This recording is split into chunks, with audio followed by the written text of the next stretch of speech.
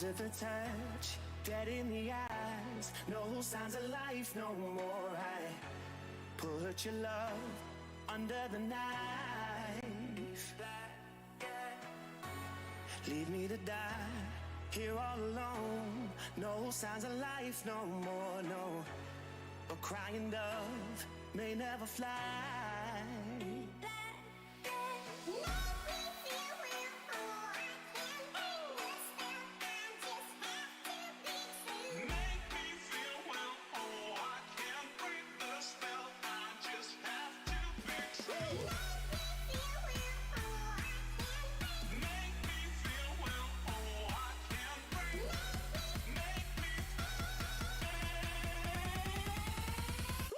It's black and white.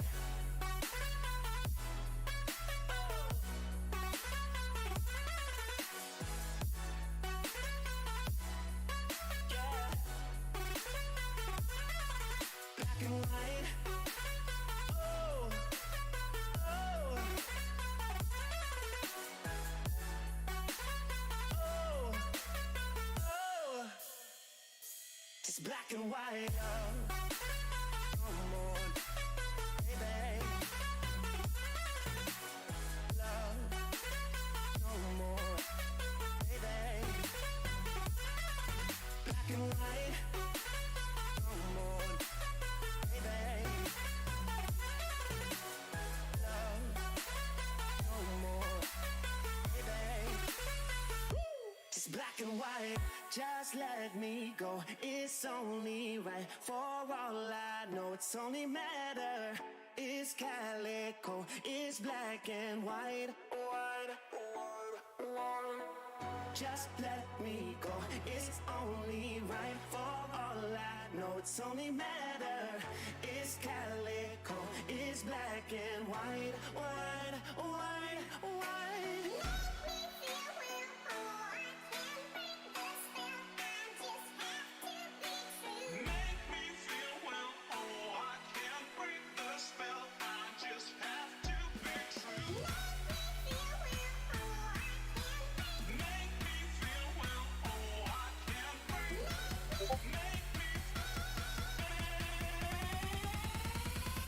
It's black and white.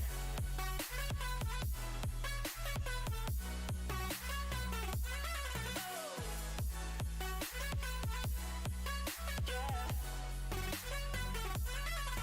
Black and white. Oh, oh. Oh, oh. It's black and white.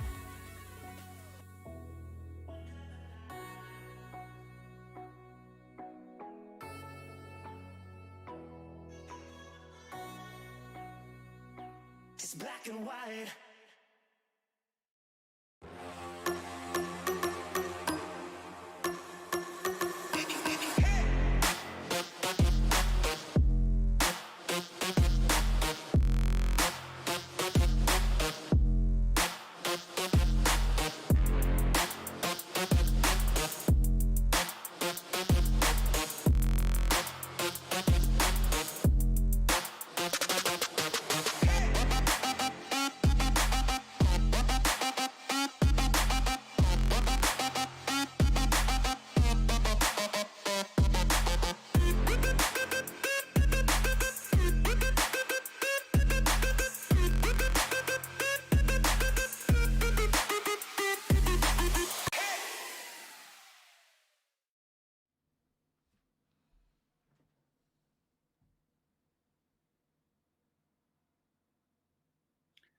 Hello, race fans, and welcome to the Simracersworld European Porsche Cup Series, rounds 9 and 10, live from the home of British Motorsport, Silverstone Circuit, on the week of the British Grand Prix, no less. My name is Peter MacKay, and joining me in the commentary box this evening is Jack Oliphant, and a man of many talents, also bringing these wonderful images and graphics of the Silverstone circuit, at least in its virtual form.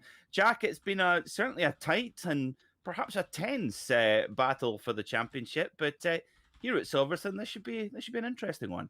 Yeah, absolutely. We're almost mimicking the Silverstone Grand Prix, aren't we, this weekend? And feeling all very British and patriotic, especially after the nonsense that was last weekend anyway. So it's fantastic to be here. It's a great race circuit. It's really going to push these 911s to the limit, but it's also going to let them stretch their legs as well. A little bit of runoff areas left, right and centre. Track limits, pings will be going off, I'm sure, but I'm very much looking forward to seeing how the best Porsche sport drivers can crack on. Absolutely, yes. It's track limits are going to be more of a discussion than at Road Atlanta. Track limits are the wall at Road Atlanta. So yes, here at Silverstone, it is going to be there is obviously a FIA Grade A circuit, or Grade 1, I think it is. The only one in the United Kingdom with that license, which is required for holding a Formula One Grand Prix race, and we are on the modern layout, if you like, with the new village and loop section, which actually, Jack, opens up quite a few opportunities to get some overtaking moves done.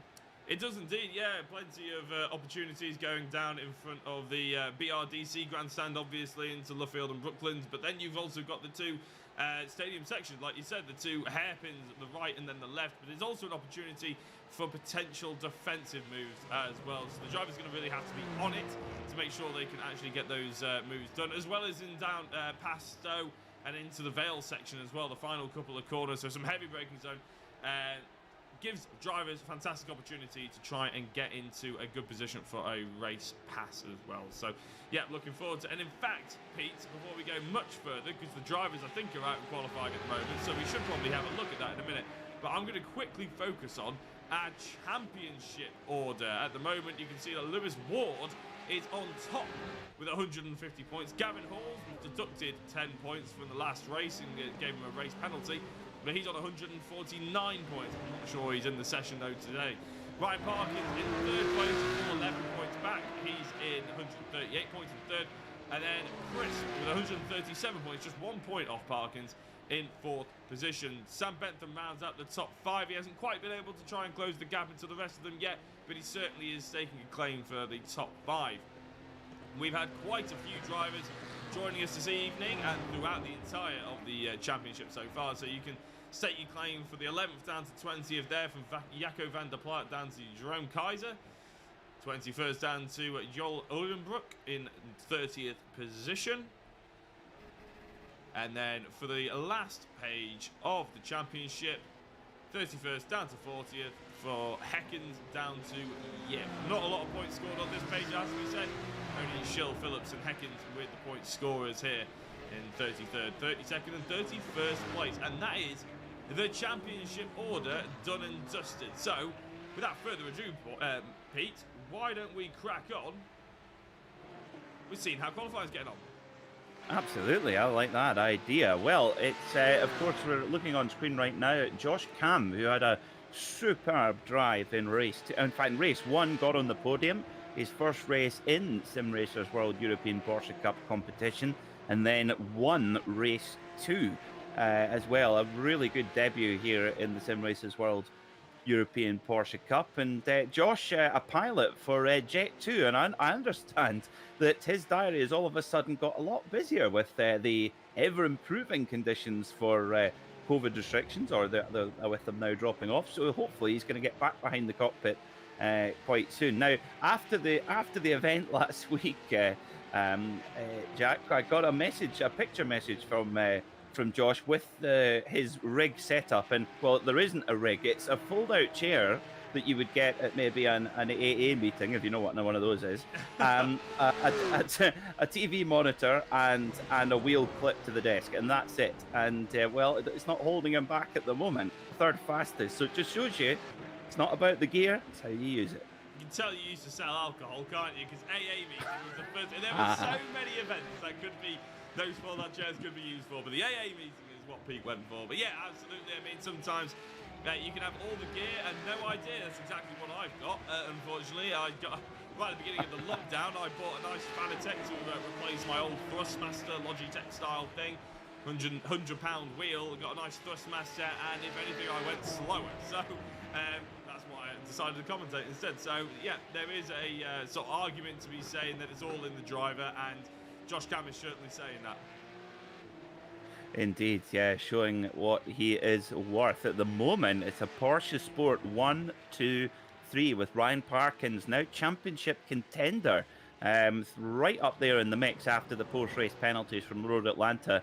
It was certainly a controversial meeting, you could say that for free. But Ryan Parkins doing what he does best, just keeping himself out of trouble, clocking up those points. And at the moment, fastest in qualifying with a great performance so far from Austin Greatorex, second quickest with Josh Cam sitting in third. Now, I always find Silverstone, it's obviously a super quick circuit, very expansive, very flat. Of course, a former World War II airbase, but they some drivers adore it, but others don't. Others don't quite get on with the place, and it's a proper driver circuit. You're going to need to be quite brave in certain places, and you do get Silverstone specialists. I always think. You do, and it is quite a high commitment circuit. I mean, there are only, I think I listed them off, there are about 3 heavy braking zones. We're going through arguably one of them now, under the BRDC watchful eye, it has to be said, in the left, right of Brooklands and Luffield, or Luffield and Brooklands. I'll be honest, I completely get them wrong all the time. I probably will throughout the entire broadcast, so I do apologise. But then we go through Cops, we go through Abbey, the Maggots Beckett's Church, one of the most famous sections of corners in all of motorsport, and a fantastic one to drive as well in any car. Doesn't matter whether you've got a little 1-litre Renault Clio or Citroen C1 compared to these 500 horsepower beasts that we're looking at in the Porsches at the moment. It is a fantastic section of corners. And Cops, of course, Stowe, which is another sort of on the edge of your seat and on the edge of the tyre wall, on the edge of grip, basically, corner as well. So there is a fantastic amount of brilliant corners, I would say. But the elevation change isn't there. Maybe that's something that drivers don't particularly enjoy, rather than the likes of Road Atlanta, Alton Park, Nürburgring, all these sort of ones, which are a little bit trickier in other ways. Yeah, they all have their own little quirks, and this is the penultimate round of the championship as well. And we're here at Silverstone and then at Catalunya next week at the Circuit de Barcelona. And that's 2 very much Grand Prix venues with runoff, etc. And completely different to what we've had so far. We've had quite an eclectic mix of circuits so far in this European Porsche Cup here on Simracersworld TV. Josh Cam goes to the top of the timesheets, eclipsing his Porsche Sport teammate Ryan Parkins, bumping him down to second. Greatorex now down to third. And got another, what have we got? Just on over 7 minutes left on the clock. And we'll see who's got something up the sleeve. Carl Sharkey up into the top 10. Go on, Jack. I'd say Matthew Crisp needs to pull something out, because remember, he's in the championship running, but he had 20 points deducted from the last round. So he really needs to make them up somehow. But sitting in 6th behind 2 championship, in fact, 2 championship rivals, you could argue, because Josh Cam is so late to the party, you can't really be reckoned with in the championship. But Ryan Parkins and Sam Bentham certainly are a threat to Matthew Crisp, aren't they? And Gavin Halls, of course, isn't here. So realistically, Crisp has got an opportunity here to extend his lead, because other than Gavin Halls isn't here, and Lewis Ward doesn't even look like... Oh, Lewis Ward is here. He's just not put a qualified lap in yet. Well, so Lewis Ward, he is out on the circuit, but of course you mentioned track limits, Jack. That of course here at Silverstone you don't have to stray that far over the white line, and you will get a track limit warning, which invalidates your qualifying lap there and then. So it might be that Lewis has put a few laps in, and they've all been voided. But he's out on circuit at the moment, coming around out of the club chicane and round towards the start-finish line. Let's see if this one. Oh, big slide, big old slide, and pushing. Oh wow, 203.0. First counting lap, and he just thinks that'll do. Chase that one, boys. I mean, that is quite an incredible time. Bring it up on your screen there. That's 3 thousandths of a second ahead of Josh Cam. You're absolutely right. I mean, Lewis Ward, he put in, that was his 5th lap that he put in, and only one of them actually counted. So what can Josh Cam do? Well, this lap, not a lot by the looks of it. Just having a look at a few other people. Chris Wood, he's set in a couple of green sectors, but an absolute flying lap by Lewis Ward. I'm glad I actually Because I was thinking, where on earth is he? And he obviously saw, like, he's right at the bottom. We're not used to seeing Lewis Hamilton right at the bottom of the timing tower, which maybe the reason why I didn't see him quite so much. But Chris Wood, there we go, up to 5th place, ahead of Sam Bentham and ahead of Matthew Crisp, who's been bumped down to 8th position. So all of a sudden, Crisp is in a real threat here. Interestingly enough, about Silverstone, actually, Pete, I have qualified when I was driving in real life. I only qualified on pole twice in the entirety of the 4 or 5 years that I was racing. One was at Silverstone by 100th of a second ahead of BTCC driver and now Porsche driver, Michael Crease. So that was quite good fun. He was my teammate at the time. And then the only other time, and I think you'll enjoy this one probably a little bit more, is in the Ginetta G55s, and that was at Knock Hill. I qualified on pole by 1,000th of a second, which was quite good fun. So yeah, it's Silverstone. I'm fond of it, to be honest. Oh, there you go. The two premier venues on either side of the border. Exactly.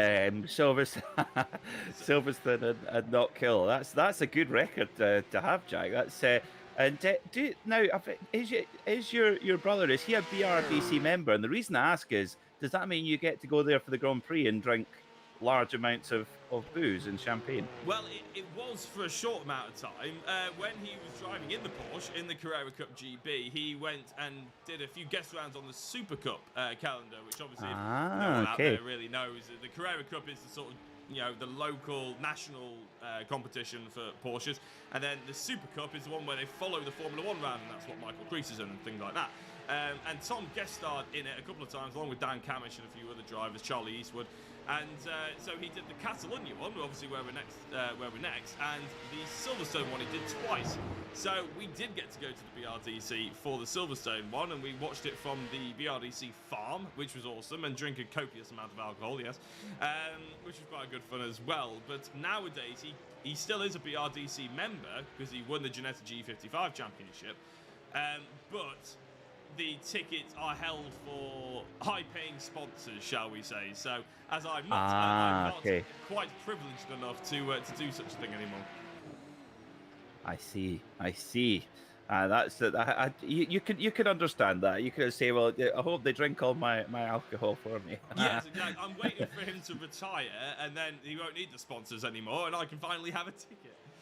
Absolutely. Yeah, absolutely. Brilliant. So, is there now one driver is Matthew Crisp really needs to pull something out the bag here, and looking at where he is on circuit, really running the limits of the track there. Will this lap count? I'm not sure if it will.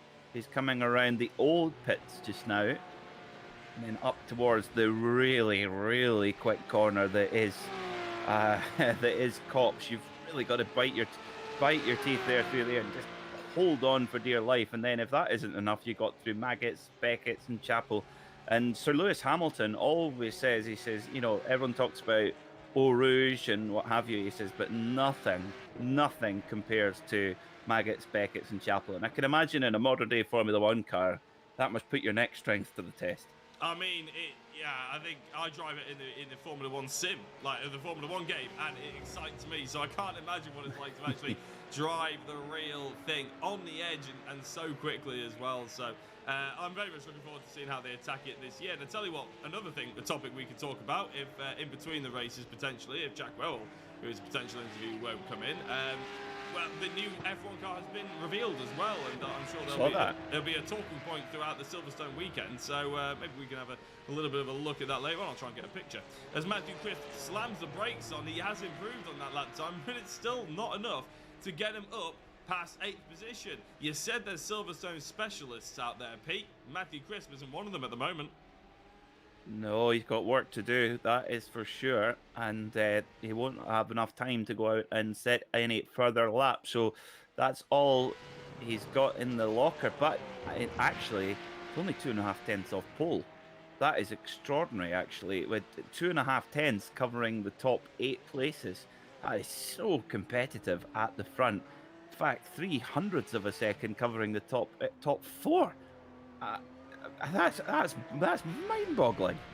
You're absolutely right, and it's something I didn't pick up. Speaking of picking up, Adam McNally's picking up some marbles on the outside there, isn't he? He's trying to go off the circuit, but it is absolutely mind-boggling. You're absolutely right. On the left-hand side, you can see the gap to pole position.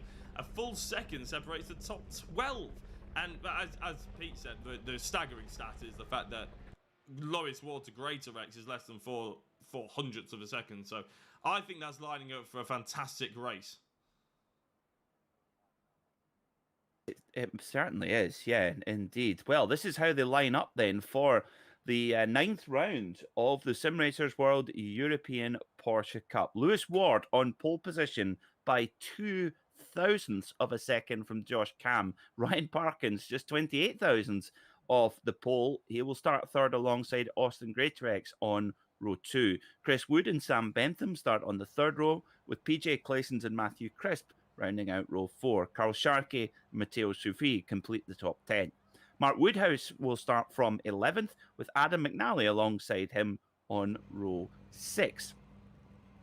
Leigh Damer will start from 13th, followed by Michael Blake, Joel Eulenbrook, Jeroen Kaiser, Jaco van der Plat, and Jason Rowe rounding out the first 9 rows, with Niels de Kuiper and Adam Delmont completing the top 20. So, 20 cars, 30 minutes for this opening sprint race. No pit stops here, but pit stops we will certainly be talking about when we get into the feature race, a 40-minute race with the top 20 finishers inverted to make up a reverse grid for the feature. So if you finish first in the sprint, you're starting 20th for the feature. And that was a big story of who came through the pack at Road Atlanta 1 week ago. Lewis Ward prepared on pole position, ready to launch the number 97 car. And Lewis Ward right in this championship fight with Ryan Parkins and indeed with Matthew Crisp. But into this opening sector, Jack, you've got to be super careful. You do indeed. There is a get-out-of-jail-free card around the outside if you really need to use the runoff strip, isn't there? And I know I've been involved in a few races where people have done that and gained about 10 positions. Not legally, of course, but it's still there as an option. So there's every opportunity they could use that. Indeed. Well, looks like we've got most of our cars ready. Indeed, the lights begin to be prepared. The revs rise. Ready to unleash 485 horsepower each. Off we go. We are racing at Silverstone. Decent start from Lewis Ward. Looks like he's going to take the advantage into turn 1. Indeed he does. Great start from Austin Greatrex up from the second row of the grid to second place. Gets past Josh Cam. A little bit steady away. Likewise, Ryan Parkins been mugged by... Whoa! Dearie me, who's that running on? Very, very... Oh, spin! Spin for Crisp! Spin for Crisp on cold tyres. That's a disastrous start. Josh Cam's around. Oh my goodness me, it's chaos. It absolutely is. Mark Woodhouse has risen 7 positions. Jason Rose risen 11 positions. So Claessens. Show Ryan Parkins. He's down in 9th place. Matthew Sufi, Sam Bentham, Chris Wood, Matthew Crisp, Josh Cam all the way down to 17. Joel Eulenbrook. So many drivers dropping down the order. Lewis Ward is the only driver that hasn't really suffered at all or gained from any of this. A great start by Austin Greatrex. You have to give him credit as well. And actually, he's trying to chase down Lewis Ward now. Okay, so game on then. Not the sort of start we expected. A complete shake-up of the order, and it seemed that PJ Claessens came in very, very hot on the brakes, and that actually ran Josh Cam off the road completely. So we know, I call him the Caminator because, well, he cannot be flustered, can Josh Cam, but I'm sure he'll be pretty angry about that one. But Ryan Parkins with a lot of work to do here as well. He's got Jason Rowe in front for Team Mad, and got a lot of work to do there. And the 911 car, in fact, I apologise, Carl Sharkey did not spin. Carl Sharkey in the 911 car up to 5th. Of course, Carl Sharkey of Shark e-bikes, our very generous sponsor of the Simracersworld European Porsche Cup. So if you want to get out and enjoy this nice weather on 2 wheels, but don't want to put in the horrible peril of getting very sweaty going up a hill, get yourself a Shark e-bike. Got a nice turbo button that helps you. I mean, it's like being Lance Armstrong in the early 2000s. I don't know about you, but I just look out the window in this weather and get sweaty, so I don't think an e-bike's going to help me too much. It's not my desire of fun, but however, if it gets a little bit cooler, I think I've actually been looking at the e-bikes in a rivaling shop, it has to be said. Not quite Shark e-bikes, but obviously You weren't thinking of getting a. You better. I would only trust myself on a Shark e-bike. Well, exactly. If I do end up seriously looking and have the money, there is only one place I'll be going for it, and that is, of course, Shark e-bikes. Well, I'm sure Carl's from Yorkshire. He's a fellow Yorkshireman. He'll do you a deal. He'll do you a deal. Otherwise he'll find me, won't he? So he'll hunt me down, and I know how quick he can drive, but I'm scared. No, obviously we'll have a serious look at that. But look at this, Nielsen Cooper missing the 8, well, going for a wide apex, shall we say? But that's leaving the door open a touch for those around him. Michael Blake looking up the inside, as you know, this is Ryan Parkinson making up the positions. He went down 9 places at one point. He's now up to 6th again because he's carving through the field. Only 3 minutes in and he's already recovering well. Yeah, very, very strong recovery from Ryan Parkinson. We've got a completely mixed up order, almost like a reverse grid race already. But yeah, this is going to be this is where drivers like Austin Greatrex, Ryan Parkins come to the fore when they just can settle into these. Oh dear, Matthew Chris getting into argy bargy there with. Was that with Matteo Sufi? I don't. Niels de Cooper actually. It was Niels de Kuiper. Oh dear, so yeah, just nerfs him out the way. So Niels de Kuiper, good spot, Jack, 334. Biff, out my way, please. Now, these are the sort of incidents that Matthew Chris cannot afford to get involved in, because as we saw after Road Atlanta, he was on the receiving end and on the giving end with some of them, and he paid the price with a huge discount in penalty points. He has, which really allowed Lewis Ward to pull ahead somewhat. Gavin Hall's not in the championship anymore, and he's the only one within 12 points, actually. From Lewis Ward down to Ryan Parkins from 1st to 3rd, it's 12 points. Matthew Crisp is 13 points behind Lewis Ward at the moment. And look right where Lewis Ward is right now. Top of the pile in that newly liveried Team 11 car, which, by the way, we haven't mentioned it so far. Pete, that is a stunning looking piece of kit, isn't it? I mean, the monochrome style, whatever you call it, the red to the silver, just lovely. It is. I did notice that. I was like, I'm pretty sure that's not the same livery. Yeah, that's very, very eye-catching. Top marks to the Team 11 painter. Do you know what? It almost looks like a really, really well-painted race helmet, actually. Yes. You know, it's that's. I tell you what, that's it's like a Joe Tanner Renat Designs helmet. It absolutely is. I wonder if the person who designed it maybe designs helmets. I don't know. Maybe that's a link. But either way, they absolutely should get that painted in a real-life helmet if they are real-life racing. I don't know if Lewis Ward is. You probably know better than me. Looking at this, Matthew Crisp is hung around the outside of Matteo Sufi. He's doing a great job through Cops to try and nudge the Alpine Tech driver just a little bit wide. And up the backside as well. I think this is Chris Wood from the Simmortal machine. Tell you what, Matthew Crisp got through on Sufi and Chris Wood there. But he was using a little bit of track limits for it, wasn't he, Pete? I don't know what your opinion on that one is. Running a little bit wide out of Cops to carry the speed around. He wasn't allowed towards the apex, but I don't know. I think maybe a little bit of a lift. He's serving a slowdown.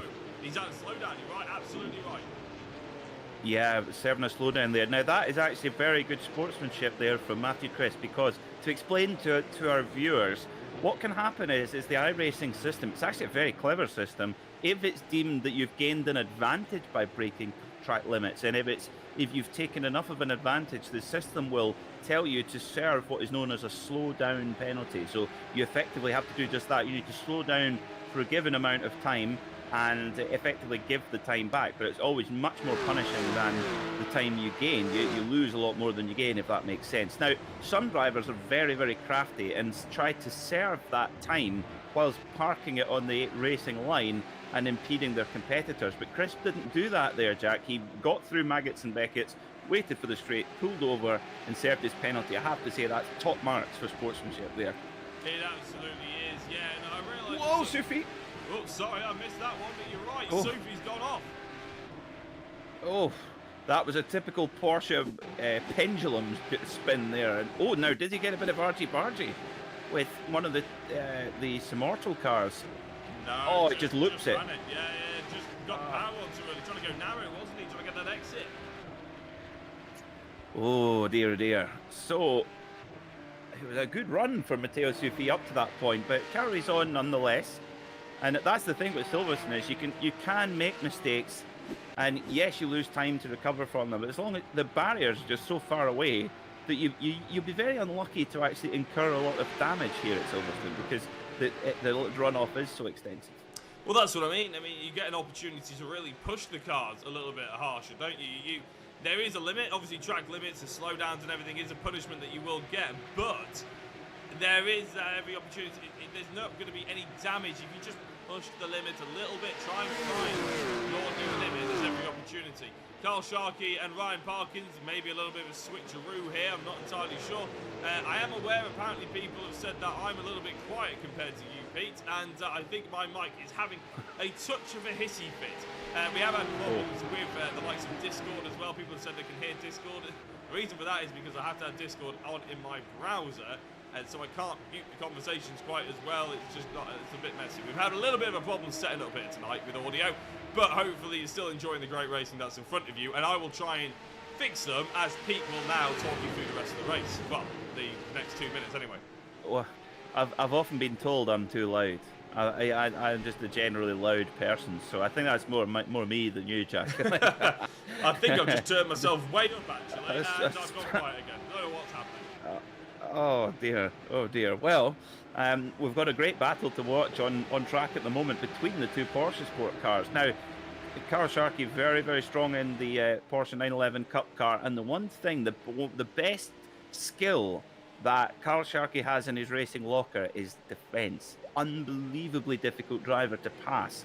And the one thing with Ryan Parkins is he won't take any half-hearted moves either. The only sort of outlying factor to this is that there may be a bit of Porsche Sport teamwork where Ryan is released from behind Carl and able to use his pace, but that might not be the case.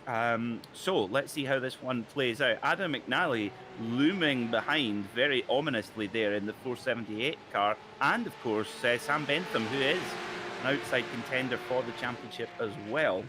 And well, we have seen Adam McNally get into a few little pieces of argy-bargy, so you don't want to have him clambering over the back of you for too long. Yeah, it's been my just absolutely, I don't know why, it just keeps changing the decibels, but might have to unplug it and replug it back in, so apologies if we sort of go quiet, but Ryan Parkins is looking up the inside. He has indeed. Here he goes. Oh, just gets it done at Stowe just in time. And Carl Sharkey now got to be careful to watch of the attack now from McNally. McNally right on the boot lid there. And Sharkey goes very defensive. Bentham loses it on the brakes and nearly tags the back of Sharkey. Sharkey, my apologies. And where's Bentham? Oh, he's dropped back a couple of spots. Just misses McNally. Bentham doing a great job there to avoid any incident. It's so easy to lock up. Now, again, if you're new to racing with these Porsche 911 GT3 Cup machines, unlike your road car, they do not have an anti-lock braking system. So if you've ever had to jump on the brakes and that you'll feel the pedals sort of coming back and forward at you, and you'll hear the tires sort of grip and tighten up again and then grip, that's the anti-lock braking system working. One of the best inventions in road safety there's ever been. But with race cars, the racers usually like to not have anti-lock brakes so they get the perfect feel through the pedal. The trade-off is that if you put too much brake pressure in too quickly, the wheel can lock, and yes, you end up being a bit of a passenger, and that's what happened to Sam Bentham there. So some race cars have it, like a normal GT3 car would have it, but these 911 Cup machines do not. And they don't have any traction control or stability control either. You're completely on your own with these machines, so they're a great proving ground as well to show your skills. So Parkins passed Sharkey now, and Sharkey actually pulling away from Adam McNally quite a bit. So at the moment it's Porsche Sport 2, 4 and 5. So not the domination we've come to see. But PJ Claessens, I tell you what, you're okay, a little bit questionable on the way in the first couple of corners, but my goodness me, he is running a strong pace at the podium, and in fact not far behind Austin Greatrex in second. And we still have 17 and a bit minutes of this race to go, so there is an opportunity for Claessens to improve on that. Indeed, also opportunities for Ryan Parkins to catch him as well. So completely, certainly an intriguing period of the race to come up. Yeah. So Lewis Ward still leads, amazing pace. Jack. I was just going to have a look at the green flag, actually, because if you remember all the way back to the green flag, there was quite a lot of incidents on the first couple of corners. So let's have a look at Ryan Parkins here. Now, he gets an all-right start. It's nothing to write home about, shall we say. He's got Sam Bentham up the inside. That doesn't help him through Abbey. Just trying to hold on to the left-hand side, going into the stadium section. Sam Bentham still ahead of him. That is PJ Claessens on the inside. He launches up the inside. I tell you what, he runs very wide. Makes contact with the number 7 car. Parkins goes back to the outside. And there's a spin with the 7. And I think that was Sam Bentham. And who was the number 7 car? Josh Cam. Josh Cam getting beaten up slightly, and that's what happened to all the drivers. Yeah, really unfortunate situation there for that. But that's part of, again, that's what can happen in this opening section here at Silverstone. It is easy to get into arty-barty there. It is indeed. Yeah, I'm just going to have to unplug and plug my mic back in, so there may well be some settings being changed around here. But just enjoy Josh Cam trying to get past Mark Woodhouse for the next 30 seconds or so before mine and Pete's lovely voices reappear on the screen.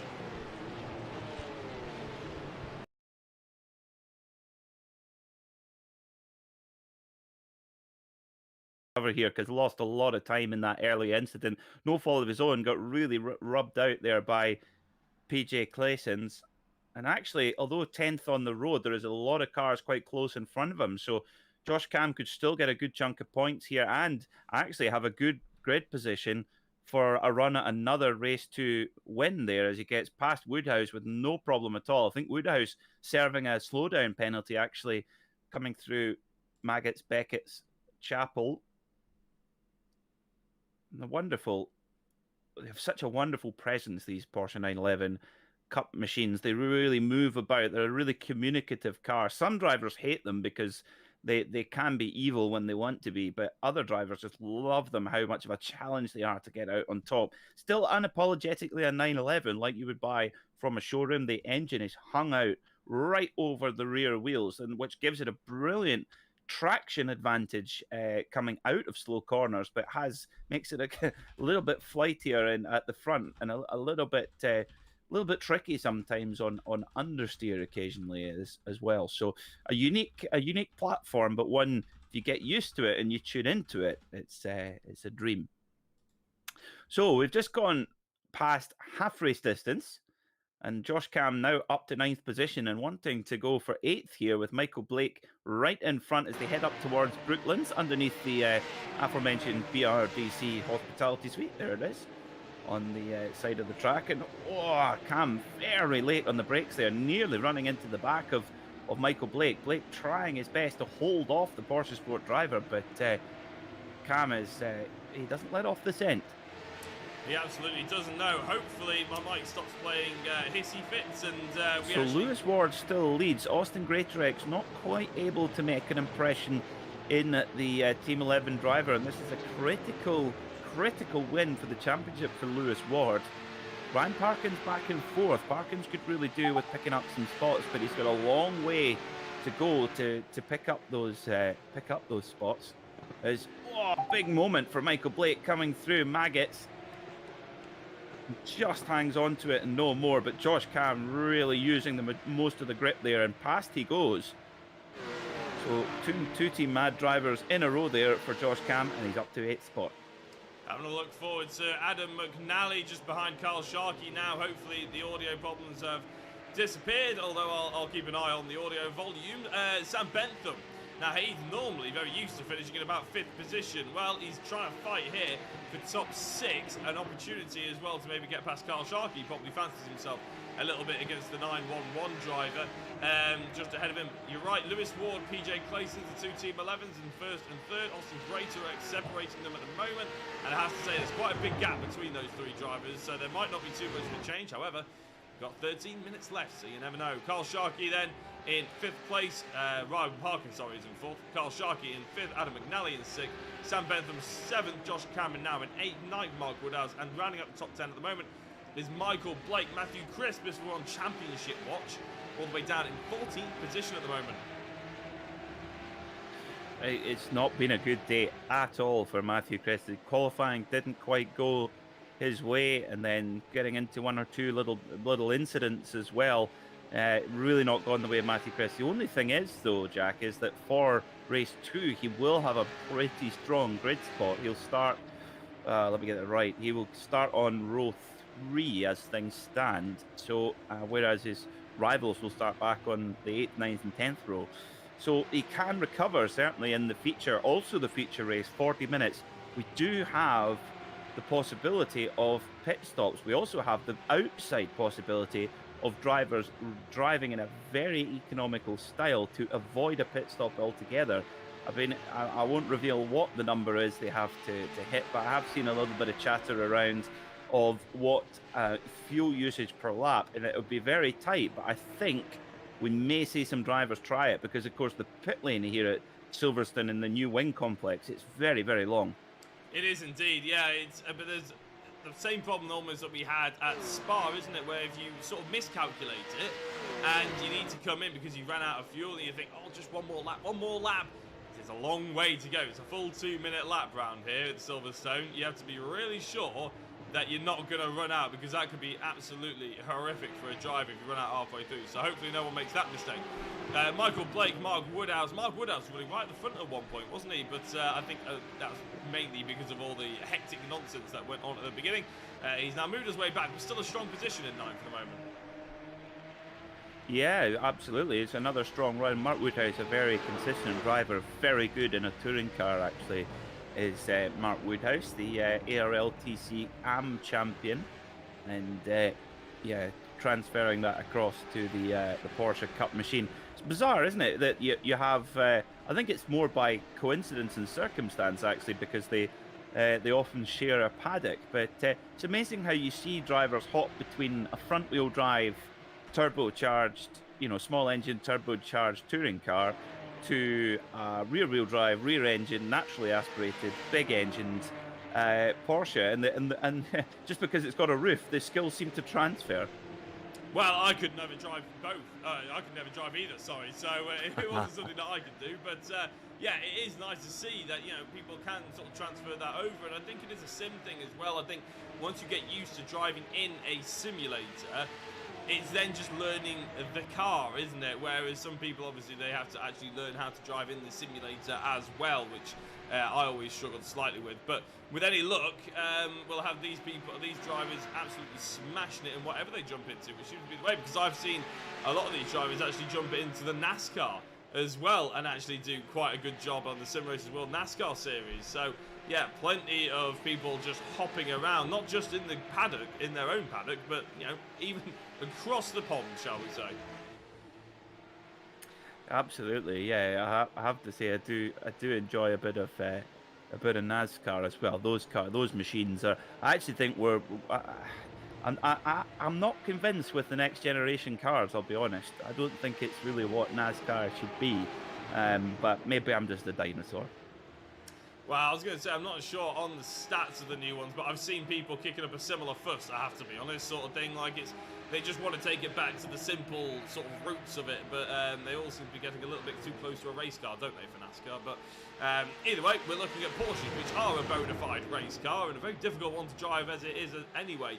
Sam Bentham, Adam Ganali and Josh Cam all linked in a nice little line here, as well as Carl Sharkey. And I tell you what, Sam Bentham and Josh Cam certainly will be hoping for a little bit further up, but Adam McNally locks up, goes wide, but that is going to mean he's on the inside for the left-hand hairpin, which is always the way around here, Pete, isn't it? I mean, if you do mess up that first apex, you always have the opportunity to defend it into the second. Well, that's the thing, is, of course, the MotoGP Championship usually come here to Silverstone, and the riders absolutely love it, because it's one of the few circuits in the world where you can really stretch a MotoGP bike to its full capability, and the corner speeds for a motorcycle is just incredible. And the Ducatis now, I believe, are putting over 300 horsepower through the back tyre through a contact patch about the size of a credit card. But at that opening section, normally sections when they're modernized, they can get a little bit stale. But actually, the area farm curve village into the loop, it opens up so many excellent overtaking opportunities, and actually creates much better racing than you might expect. But that's motorbikes for you. That's why motorbikes are brilliant. Well, I suppose that begs the question, doesn't it, Pete? The ultimate question around Silverstone, when other people discuss the actual track. Do you prefer the old track, or do you prefer the new one? Oh, that's a tough one. Do you know, I have to say, for watching competitive racing, definitely the new one. But is Bentham having whoa dear, Bentham having another moment on the brakes there, nearly tags the back of Sharkey He clearly again. doesn't agree with you. No. Yeah, I think to drive the old one it's just got a lovely feel to it. But to watch racing on, definitely the new one, I would say. Because at the end of the day, the track changed to try and promote more exciting racing, didn't it? So you could argue it's been a success, hasn't it? Because the Formula 1 cars are absolutely spectacular through there. I watched actually at that grandstand in the background when I went to watch the Formula 1 there with the BRDC farm section. A nice farmhouse that they sort of set up. It's brilliant. You can watch from the first corner. And to see the cars fly through there and the change direction right to the left is absolutely spectacular. So I suppose from a spectator's point of view, you'd say maybe it has been a success changing the layout, and it's given the opportunity to build the Silverstone wing, and it's got a lot more corporate, which some people might say takes the soul out of it a little bit, but others would say that Formula 1 has gotten so big now, you need to have those sort of facilities under your wing, shall we say. Speaking of under the wing, Josh Cam has gone under the wing of Adam McNally and gotten past again and defended hard into the right-hander. I have to say, yeah, the new wing complex, I say we call it new, it's 10 years old, it's 11 years old now. It's mad, isn't it? It's scary. Oh, it's scary. It is really scary. But I have to say, the new, when I went to watch the FIA WEC series, the 4 hours of Silverstone a year and a half ago, and having the wing complex and having that space to spread out and to go in and have them with eat, but still keep an eye on the action, and there's bean bags, and yeah, it's an amazing facility. And yeah, if you want atmosphere, go to Oulton Park or Cadwell or Knockhill, of course. Or Brands Hatch would obviously be a great place for if you want the atmosphere, definitely. But if you want pure facilities, world-class facilities, Silverstone is a true credit to the BRDC and to British Motorsport as a whole. Now, coming down past the Porsche Experience, they go, and Carl Sharkey having to now go hard on the defensive from Sam Bentham, and Josh Cam in there as well. So Bentham very much in a Porsche Sport sandwich in the WesTech Autosport machine with the Chinese knockoff Hyundai N badges on the livery.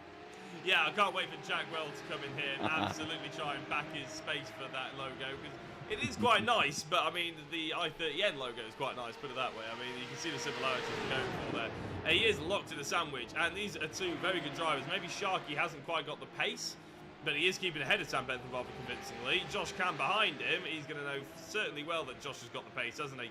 As the WesTech goes wide, Josh just dipping that nose at the inside. Knew full well what was happening, though, I think, is that you can see that Sam was going to cut back and take the apex, come what may. Oh, yes. Well, like I say, Carl Sharkey, very, very good in close combat. It just makes his car so wide, places it in just the right points on the circuit. And if you're going to make a move on Carl, my goodness me, do you have to make it stick? And at the moment, Sam Bentham not able to find a way past, and he's also got to worry about Josh Cam, who's right behind him. It's going to be now is it going to be 2 or 3 laps to go? Depends where our leader Lewis Ward comes around. Of course, the lap's just over 2 minutes here, 2 minutes 3.0 in qualifying, and Lewis Ward has really been in a world of his own. I feel like I always think you're doing a really good job as a racing driver if you're leading a race and you don't get airtime. That means it's all going ever so perfect. Yeah, it's really annoying when you come to watch it back, though, as well, isn't it? Because you think, it's going to be all about me. I can watch how great I was. And all of a sudden, you get no airtime from the beginning and then right at the end. And it's like, that was 20 minutes of my time wasted, wasn't it, watching that back? But it's not wasted if you're watching a fantastic battle like this. And I tell you what, I reckon Adam McNally, Josh Cam, Sam Bentham, Carl Sharkey, and the likes of Chris Wood and Ryan Parkinson, who have been involved in this little battle throughout the entire race, will very much enjoy watching it back, because it has been absolutely superb. And up until now, touch wood, touch wood, touch wood, it's been clean. I mean, we've got 2.5 minutes to prove me wrong. Oh, dear. Yeah, I can see that one coming, unfortunately. Oh, Josh! No! Oh, dear. Oh, No, that's sloppy. That is a collector's item. You will not see Josh Cam making errors like that very often, but really unlucky for Josh Cam. 2 non-fault incidents. Insurance company don't care though. They'll still have you for it. McNally, yeah, just way more apex speed and didn't adjust accordingly. And then Cam in his Josh Cam in his haste to get back going again. Oh, what's this? Gasses it up, and then poor old Mark Woodhouse is coming around the corner going, no, stay still. If Chaz Jaycott is watching this, please do take this video down before it goes re-uploaded to be just a normal video, and edit out my audio. Yes, that was just the worst commentator's curse you could possibly imagine. I do sincerely That was a pure strain. Yeah, that was a pure strain of commentator's curse. Yeah. You're talking source stuff there, aren't you? Really? Oh yeah. Yeah, that was bad. I do apologise to all involved. Sam well held. Well, yeah, I was going to say, what a fantastic piece of car control there by Sam Bentham, holding on to the car and keeping it in 6th place. Of course, he's got a bit of a gap behind him now, but still, brilliant car control. Yeah, I can assure you, dear viewer, that you do not catch many of those moments, because so fast they are coming through Stowe, and of course with the wheels on the slippy kind of green painted part, very little grip, and which Sam demonstrated quite well there, but kept it out the barrier. Really impressive there from Bentham. He's trying everything to get through, but Carl Sharkey still holding firm. Well, it's been a dramatic opening race here, round 9 of the Simracersworld European Porsche Cup. Matthew Chris still back in 13th. It's been a disastrous day for Matthew, my apologies. And, well, he will start reasonably well for the feature race, but not many points here in the sprint race. But Lewis Ward on to the final lap now, coming down the Wellington straight in towards BRDC, where you would need Wellingtons to wade through all the champagne and free oysters. You would indeed, yeah. It's very nice, I have to say. But it's quite often as well that we see. I mean, we keep mentioning the Silverstone wing. Actually, you just obviously called it the Wellington Straight, which is absolutely correct. But we keep saying that the wing section, or the start-finish straight in XYZ, it's of course, I believe that's now the Hamilton Straight, is it not? Good point. My apologies. Yeah, I was thinking that as well. I was like, I know he's been named after a certain point on the circuit, but it is, of course, the start-finish line has been named after Sir Lewis Hamilton, which I know Porsche Sport will send vomit emojis in the chat again because I'm mentioning F1. But, I mean, it's part of the track. We can't not mention it these days. And since we were talking about the track so often before, it'd be rude not to. Yeah, I think it's a wonderful honour and very much deserved, Sir Lewis Hamilton. And I actually think his knighthood is not acknowledged enough in the press. He's often still referred to as Lewis Hamilton. He's Sir Lewis Hamilton, and deservedly so. Through Club Corner for the final time comes Lewis Ward, and quite fittingly, a Lewis wins at Silverstone here in the European Porsche Cup with Simracersworld. The number 97 over the line to win by a comfortable margin from the ever-impressive Austin Greatorex, who comes home in second. PJ Claeson's double podium for Team 11. And Ryan Parkin, Steady Eddie himself, the King Hippo, coming home in fourth. Now, can Carl Sharkey hang off from Sam Bentham to the end? He can. So 3 cars from Porsche Sport into the top 5. Sam Bentham in 6th, another solid performance from him. Michael Blake in 7th, Mark Woodhouse in 8th, and Josh Cam finishes 9th in what was a pretty bruising encounter for our favourite pilot.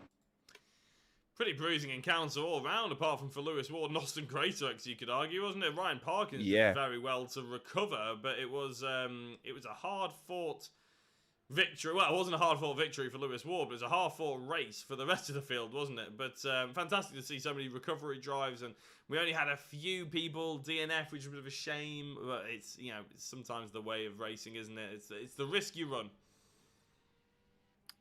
It is indeed. So just the last couple of drivers to come over the line, and we will have our confirmed results for you here from the 9th round of the Simracersworld European Porsche Cup. Just 3 races to go in the season. One more today, our feature race, and then in a week's time we go to Catalonia for a Catalonian climax in the Circuit de Barcelona, the final 2 races of the season. So here's your results then for round 9 of the Simracersworld European Porsche Cup. Lewis Ward, your winner by 8.3 seconds, with PJ Klessens coming home in 3rd. Ryan Parkins was 4th, followed by Carl Sharkey, Sam Bentham, Michael Blake, Mark Woodhouse, Josh Cam, and Adam McNally rounding out the top 10.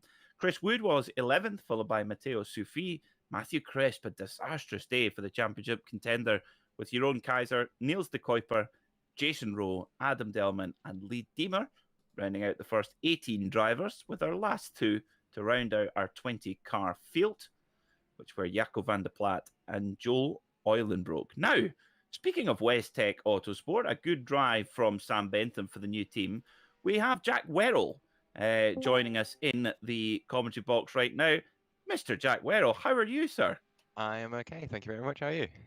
Very well. Now, first of all, so you're a high flying team owner. You're like the Mike Shank of Middle England.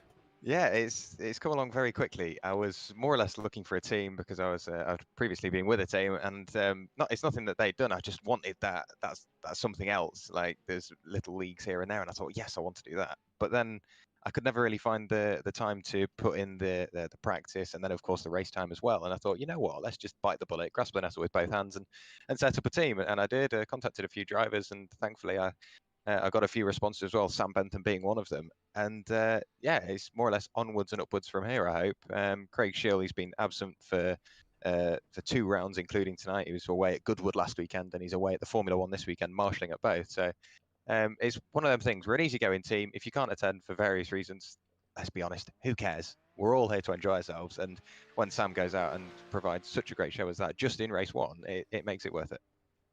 Now, you have to explain to me, Jack, where does the name Westech come from? Now that was one of the things. Well, my mind doesn't really make sense very often, and it didn't really make sense with that name either. I've gone through my childhood with the nickname Wes because of my last name. Not sure why, but it more or less just evolved from that. And then I was thinking Wes Autosport. It needs a bit of jazzing up, then it sounds a bit plain. So I thought Wes Tech, gives it that modern twist, and sort of threw it together and thought, you know what, let's go from there. I like it. Now, you know what I'm going to ask next. Yes. Where does Hyundai N, brilliant cars, but where does the N logo, is that inspired by Hyundai N? You need to set me right here, Jack. There's your opportunity. So it's one of those things once you've seen it, you won't unsee it. It's much like the arrow in the FedEx logo. Once you've seen it once, you will never unsee it again. But with the logo for my team, it looks like an L or an N or a W or something like that. And there is a W in there, but we've almost merged the A into the W. We're thinking about rebranding anyway. It was just sort of thrown together, and we've got Cameron Hawes on board now, of course, another friend of Simracersworld, another commentator, and he seems fairly keen on getting on board with the team. So we're going to speak to him and see what we can get rebranded up. But yeah, it's more of a mishmash of just the 2 letters, throwing them together. Didn't really think about it at the time, so I think a rebrand is in order. Now, final question, Jack. When are we going to see you behind the wheel of a Westech Autosport machine? That's what I want to know. Yeah, well, we've got lots of opportunities on the way. We've got a few leagues sort of floating around the Discord that that we're looking at entering, and then we've also got the future plans as well. So within a month's time, I will be behind the wheel of one of my own cars, and I'm looking forward to seeing how that goes. But it's not just sort of one man at the top running the team. I see it as like the community running the team. If one of the drivers wants to go and do a league that none of us have ever heard of, or it's out of our time zone, we will still do what we can to sort of bring it forward. And at the end of the day, everyone hopefully treats me as an equal. They treat me as another driver instead of, oh, he's the team owner. Oh, we've got to do what he says. Nah, of course you don't. If you want to do something, you go do it. I'm never going to stop you. So yeah, hopefully we'll get a lot more entrants in a lot more leagues as well, and hopefully, yeah, you see me behind the wheel fairly soon. Want to see Daytona prototype, Riley Daytona prototype, Jack. That's what I want to see. Westec Riley, or a Ford GT. Oh well, we can make that happen. We can make that happen. You've had success in one in the past. Yeah. We'll see. We'll see. Put it that way. We'll see. Brilliant stuff. Well, Jack, great to have you. Team owner, team manager, driver of Westec Autosport, and good luck for the boys for the feature race coming up. Thank you very much. So there we are. That was Jack Werrell telling us a little bit about a new fledgling sim racing team. They're like the Team Hard of sim racing. Oh, you had to wait for him to leave before putting that insult in there. No, I'm kidding. No, yeah, you're right. It's a shame that Sam Bentham wasn't out on the circuit, to be honest, because I was trying to get him on the screen, but he just didn't come out onto the circuit, so we couldn't get the livery or anything up like that. For some reason, I couldn't get any replays. Bit of a shame, but yeah, it's quite interesting. Jack mentioned it a couple of weeks ago before this season, actually, to me, saying, thinking of putting together, an actual race team, because we do the Sunday Drivers Club for Simracersworld, and I was thinking, oh yeah, that probably won't happen, sort of thing. And then all of a sudden, you know what? Sam Bentham turns up with Westec on the car. I was like, oh, damn. He's actually gone and done it, so fair play to him. And Sam's doing a sterling job representing them as well. Obviously, a couple of other drivers not making it this weekend or the weekend before, but sometimes that can't be helped. And by the sounds of it, it's a very nice, easy, laid-back kind of team, which people hopefully will warm to. I think they will. Yeah, at the end of the day, there are professional sim racing teams out there where it's a full-time effort to win at world championship level, like any sport is. But there is that's a very much a minority, a very, very small peak at the top. But underneath that, you got to me, I always liken competitive sim racing to club motorsport. It's all about camaraderie, conviviality, and that's when when you get teams like what Jack set up there with a group of friends going and sharing a common love. Oh yeah, absolutely. I mean, the Sunday Drivers are a prime example. You used to cover some more MX-5 racing, and they share their setups, they share their stories, they talk about it afterwards, and that's exactly what you see in club racing. I used to race in the Ginetta G40s, not the most competitive grid in the field. It's mainly for old people who've got quite a lot of money, and I was the sort of young person in it, but every single time, you get these people who, they've come out the car and they just got these massive smiles on their faces, and whether they're racing for 17th position or 2nd position, they come out, they share their stories, they're laughing with each other. It's fantastic to see. But we're gritting up for race number 2. We are, yes, we're about ready to go here at Silverstone. So Joel Eulenbroek will start from pole position with Jaco van der Plat alongside on the front row. Lee Deemer and Adam Delmont start on row 2 with Jason Rowe, Niels de Kuiper, Jeroen Kaiser, Matthew Chris, Matthias Sufi, and Chris Wood rounding out the top 10. Adam McNally will start 11th alongside Josh Cam. They've been together on track before. My apologies. Mark Woodhouse will start 13th, followed by Michael Blake, Sam Bentham, Carl Sharkey, Brian Parkins, PJ Claysons, Austin Graderex, and race 1 winner, Lewis Ward. 40 minutes of racing here at the home of British Motorsport. Been racing here since the 2nd of October, 1948. Absolutely extraordinary. So, the revs begin to rise. The lights begin to illuminate. 3, 4, 5. Out they go. We are green. We are racing here at Silverstone. And it's a good start there from Eulenbroek and from Van der Plat, but Van der Plat gets up the inside. The 2 Excite drivers coming through there, and one of the Team Mad cars exiting stage left. Through they go then. So Jaco van der Plat gets through clean to begin with as well, and we've got one of the Porsche Sport cars getting tangled up there going into the loop. I'm not sure which one it was. I think it might have been Carl Sharkey. We'll confirm that in a moment. Goodness me, so yeah, it was Carl Sharkey. Okay. Jason Rowe was the Team Mad driver going stage exit left as well. Whoa! Oh no, in the background. Oh, big spin there for... Oh, PJ Claessens has lost a wheel. Now, can he get back going again? Well, it's the front wheel, which is good because it's a rear-wheel drive car, so might be able to drag it back to the pits, take a fast repair, and, well, maybe get the pit stop done as well while you're there. Virtually in a free-for-all of when to take your pit stop, if you're going to take one. In order to hit the 40 minutes without stopping for fuel, you've got to go really, really light and sacrifice a lot of lap time. So I wonder if any drivers will take that option or whether they'll go full sprint to the flag and then and take a splash and dash at the end. We shall see. So, who are the winners and losers? Well, Josh Cam up to 8th position from... he's moved up a couple of spots. Ryan Parkin's up a number of places as well. He's up to 9th position already. So great start for the King Hippo in the 25 car. And a brilliant start indeed from Sam Bentham. Absolutely rocketing up the field. Yeah, he's gained the same amount of places as this man Ryan Parkins as well. Looking into the outside of Niels de Cooper. Niels not very happy with he was being overtaken by Sam Bentham on the inside. Decides to try and defend the inside, and that hasn't helped him much either. Oh, I thought Ryan Parkins had just got his nose on the inside there, but it wasn't to be. And that's Adam McNally running a little bit wide, who has apologised in the chat for hitting Josh Cam right at the end of the previous race. Up the inside goes Ryan Parkins through Abbey. Adam McNally looking to the inside of Niels again now. It's a late break, and he's got the move done as long as he can get the car stopped, which he just about can. Matthew Sufi is attempting that. So I think Niels is going to go backwards, which is unfortunate. But hello, who's in the race lead here, Pete? Oh, Matthew Crisp hits the front here at Silverstone, heading up towards Brooklands for the second time. And I don't think he would have had much protest from his teammate, Jaco van der Plat. But Matthew Crisp has made a mega start to this race, up 7 positions. Bentham up 10 positions. Parkins up 10 as well. So really big changes early on here in this 40-minute feature race. Josh Cam fighting through as well. Not so good a start for Austin Greatorex or Car Sharkey, but I think they did get caught up in a little bit of argy-bargy in the early stages.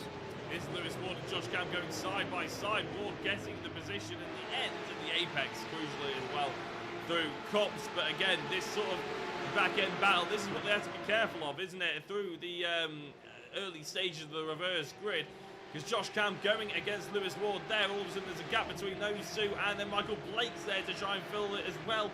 They've caught back up now because they're all getting held up by Niels de Cooper, I fear. And this could spark a little bit of a Constantino effect as soon as Niels goes to the inside, defending against, who's that, Mark Woodhouse, the Team 11 driver of Lewis Ward, going around the outside, potentially trying to take that carry momentum. Oh, he's being stopped by Mark Woodhouse. Little bit of brake check in there. I don't think it was. I think Woodhouse was just trying to go around the outside into Cooper. Ward throwing so much speed through, he actually had to hit the brakes because Woodhouse was going slowly. To Cooper brake checking pretty much on Josh Cam. And tell you what, this back midfield section is going hot and heavy right at the start. Jaco van der Plat is 2.5 seconds behind Matthew Crisp. And then you've got Adam Delmont for company. Finally, the Excite drivers are strutting their stuff here at Silverstone. Well, this is going to be interesting to see how it shakes out, because Sam Bentham has got a lot of pace underneath that Westech Autosport machine, as has Ryan Parkins in the number 25 Porsche Sport car, sitting in 6th at the moment. And I wonder if they will be able to kind of carve their way through the pack here as well. But it's going to be hard with Lee Damer and Adam Delmont as well in the Excite machines. We know those guys race really hard. And Jaco van der Plat, he's playing a perfect rear gunner here for his teammate Matthew Crisp, because Jaco van der Plat can actually, if he wants to be a proper teammate for Alcantech, he can actually back the pack up as much as he can and allow Crisp to escape. It's potentially one of the most important things you can do for the championship at this point, isn't it? Because Matthew Crisp, obviously, we have had the championship updated. We haven't had a chance to run through it, but we will do it as soon as everything calms down just a touch, which by the looks of it, it's not going to happen at all, because Lee Deemer's looking at the inside of his teammate in the Excite car, Adam Delmont. Backs out of it through the first sort of couple of corners here, but there we go, huge lunge on the inside. These Excite drivers, you're talking about Alcantech working together. I don't think these Excite drivers even are talking to each other, because here comes Sam Bentham, because they're holding each other up. Yeah, I'm not wise at all. And Parkins, having to sort of thread his way through here, decides better of it. And Bentham taking the risk.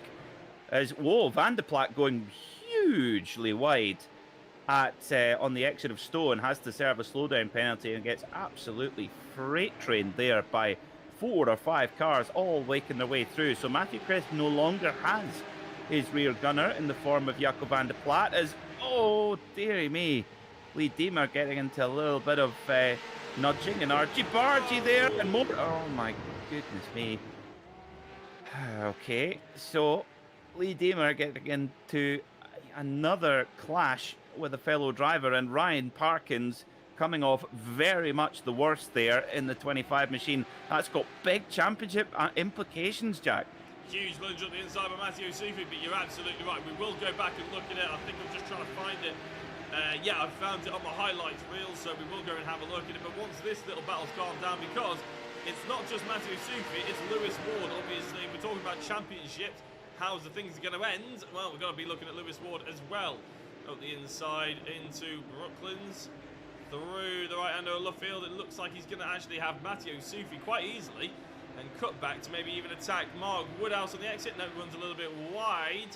Not getting that cut back just yet. So once these guys have calmed down just a touch, we will have a look. But up front, Sam Bentham is chasing down Adam Delmont. Yes, this has been a super drive from Sam Bentham. Don't forget that he's come from very deep in the pack. I think 14th he started. And indeed, 17th. No, I'll do the maths, Peter. 16th. Goodness me, I am simple. Don't be so no, I wasn't right. I was neither right. 15th. Oh my goodness me. Back yourself. Sam Bentham. Anyway, he's gained a lot of positions, and here he goes up the inside now of Delmont. And Delmont doesn't argue with it too much. In fact, he's going to go for the cutback here. You can do that. Just break that a little bit later, a little bit deeper, and then just try and square the car off. Get back on the power. Is Delmont going to have another go? No, he's not. So Bentham, I tell you what, he is the man on the move at the moment. He absolutely is. And I tell you what, remember what we saw in qualifying, Pete, Matthew Crisp, not necessarily a lover of Silverstone. So now he's got some clean air. We'll see what Bentham can muster. We have to obviously have a look out for Lewis Ward. But if we go back to have a look at that Ryan Parkins incident, shall we? Because he just got... that's quite early on. We'll see if we can slow that down immediately. You can see already that the contact's been made, and I just think there's a potential that we can go back just a touch more. Bear with me. And we'll try and get a little bit of more of a better replay of that one, because it just looked like there was a little bit of a squeeze that I think was potentially an unnecessary squeeze, put it that way. As Adam Delmont and Adam McNally go side by side. McNally looks to the inside. Looks like he's got a little bit of a healthier car as well, but he works too quickly through the apex, but he managed to keep his position. Okay, so well, we shall see. So what are we looking at on track temperature at the moment, Jack? Because the lap times are a little bit slower than they... Wow, there you go. They're a little bit slower than they were in race 1. Now, 41 degrees Celsius track temperature is very high indeed. And what that means, viewers, is that the tyre just does not like those higher temperatures. It gets very greasy, very slippy, and you can see a lot of the drivers struggling with grip, and that will just kill the lap time. So obviously you want to have your tyres warm. When they're cold, they don't like it either. They're temperamental, these tyres, these Michelin tyres. And who would have thought the Michelin man was so picky? But yeah, too hot, the tyre gets very, very slippy and greasy and can't grip into the circuit. And if it's far too cold, then it's there's just no grip at all. But definitely overheating more of a problem than getting the tyres up to temperature. So let's see how that plays out then over the course of the race. Also, the fact is the drivers are carrying a bit more fuel. And whoa, dearie me, Delmont gets a big launch off the curb, and Lewis Ward saying, calm down. And Lewis Ward could be a threat here, actually, because we've got half an hour left in the race, and he was definitely the man with the most pace in race 1. He absolutely was. I'm just going to try and very quickly, as actually I'll hold off on this replay because Lewis Ward looks to the inside. Gets that move done and dusted, and already up to 4th position now. 16 positions gained so far for Lewis. But he has got, crucially, about 8.5 seconds to gain to Matthew Crisp. But crucially, he's got about 29 minutes to do such a thing. Oh, apologies. Plus a potential pit stop. And when we were looking at the Wellington Straight there, Lewis Ward's perspective, can't even see Matthew Crisp. That's how far ahead he is right now. So it's going to take a monumental effort. Just going to have a quick look and see if we can find Ryan Parkins' incident just from a previous... in fact, if I can find him... No, I went back a little bit too far. No, sorry, I'm pressing all the wrong buttons here, Pete. It's not going so well, so just trying to find Ryan Parkins. I'm just tell you what, Chaz won't like it, but I'm going to do it anyway. Oh, they do this on Sky Sports. Don't worry about it. Oh, that's all right then. It's not the most professional, but look at that. So Parkins on the white line just looks up the inside, and that Excite car just squeezing over to the racing line a little bit. Then they lock together. That's a bit of an iRacing glitch, but the squeeze was the Excite driver, wasn't it? I think Parkins had his wheel pretty much straight along that line. Yeah, no question about it. Parkins just swiped out the game there, and I have to be honest, that's my opinion on it. It's, yeah, really, really, really unlucky, and that's put Parkins all the way back into 14th position. What it might do is it might force the hand of a different strategy call. We do believe, as Matthias Sufi goes for the pit lane, we do believe that it is an outside possibility to stretch all the way to the end of the race without taking a pit stop. Now, how would you do that? Well, you need to be very, very light on the throttle and give up a lot of lap time. Now, will we see drivers doing that? Well, we only have to find out. But Matthias Sufi taking the opportunity to come into the pit lane early, getting out of traffic, which actually can sometimes work really well. Especially around a high downforce circuit like Silverstone, you know, those medium high speed corners can be crucial. And if you get into traffic, you'll lose the downforce. The car won't push as hard. You'll overheat the tyres as well and the brakes, and the temperature's already very warm on the track that we've seen already. So getting into clean air can do nothing but wonders for the car and nothing but wonders for your lap time as well. I wouldn't say Matteo Sufi's done the worst thing in the world, to be honest, by coming in early. I'm surprised no one else has either. We're almost 15 minutes in. No one else seems to have decided to jump in. Maybe we'll see them at the end of this pit. Maybe Sufi will initiate everybody's strategy. Well, we'll keep a close eye on how that works out. But at the moment, Matthew Crisp from Sam Bentham with Lewis Ward sitting in 3rd at the moment. Now, looking at the lap times last time by, Matthew Crisp last time by 205.58 and Sam Bentham a 205.55. So very evenly matched, you could say. But Lewis Ward, he's the quick man, 205.33. But Lewis Ward was doing mid 203s in race 1. So there's a 2-second difference in lap time between race 1 and race 2. Yeah, and that's all track temperature. And I think, if anything, the track temperature is going slightly up because, look, Matthew Crisp, who had clean air earlier on, 2 minute 4.7. Sam Bentham, half a second slower. These are the best lap times we're currently looking at now, actually.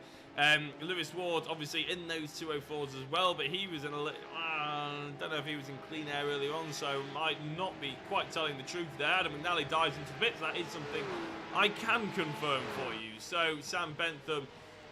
Matthew Crisp, Sam Bentham, Lewis Ward, and then Adam Delmont as McNally dives into the pit.